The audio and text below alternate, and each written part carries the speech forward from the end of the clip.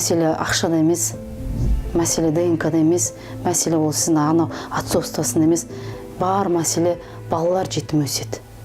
Осындай дінді дұрыс ұстамаған адамдардың кесірінен. Индира Исқұлованың өмірі шым-шытырман оқиғаға толы. 38 жастағы келіншектің 2 баласы бар. Қазір 3-сіне аяғы ауыр. Өзі 4 рет тұрмыста болған.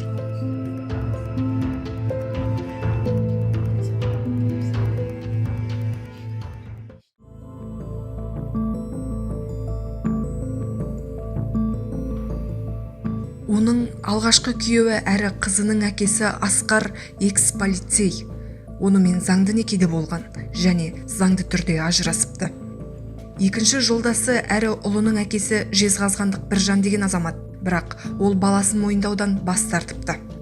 Индираның 3-ші күйеуі Нұржан. Екеуінің некелері мешітте қиылған, бірақ салдыр-салақтық танытып, сол кезде құжатты құнттамапты.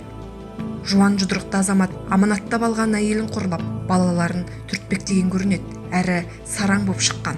Бұған шыдамаған Индира ажырасып тынады. Биыл Рамазан айында тағы бір Қазбек есімді намазхан жігіт жалғыз басты келіншекке елші жіберіп, көңілін білдіреді. Құрандарын оқып солай істеді.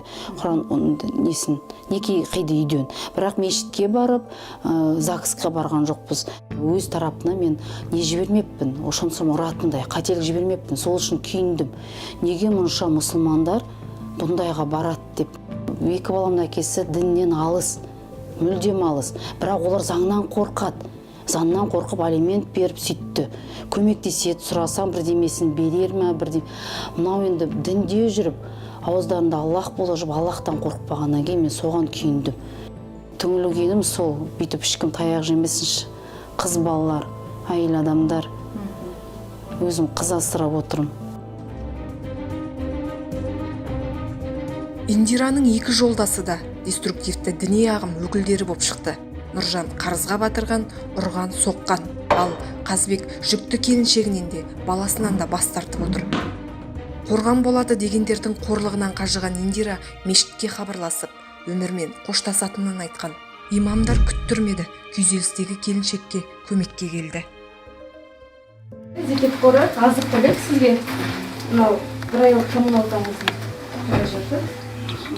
Барымызға башымызға разы болсын. Мешітте ұстаздар қызмет жасайды, имамдар, сол кісілерге хабар түсті. Осылай бір апайымыз қиындыққа тап болған екен, соған рухани көмек керек деді, ұстаздардың көмегі керек, діни қызметкердің көмегі керек деді. Содан 2-3 күннен бастап осы кісімен жұмыс жасап жатыр мешіт ұжымы. Қиын жағдайға тап болған келіншектен араласқан жамағаты теріс айналды. Санасыз, ақылсыз, ал не Аллахтан қорықпаған, не заңнан қорықпаған еркектердің несінен әйел адамдар өздеріне қол жұмсайды, балалар сүмірейіп, жетім, қорқақ, сондай болып өседі. Қазір көрінгеннің босағасында жүрген Индира деструктивті діни ағымдағы экс-күйеулеріне соғыс жариялады. Қорғаушы жалдап, көресіні көрсеткен күйеулерін сот арқылы жазаламақ.